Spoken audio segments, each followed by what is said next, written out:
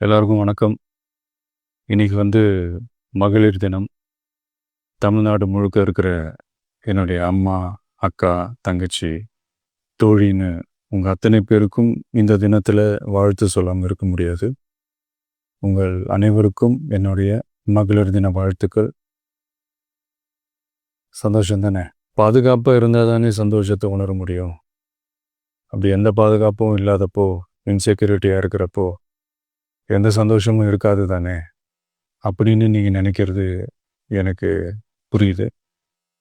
என்ன செய்ய, நீங்கள் நாம் எல்லாருமா சேர்ந்து தான் இந்த திமுக கவர்மெண்ட்டை தேர்ந்தெடுத்தோம். ஆனால் அவங்க எப்படி நம்மளை ஏமாற்றுவாங்கன்னு இப்போ தானே தெரியுது.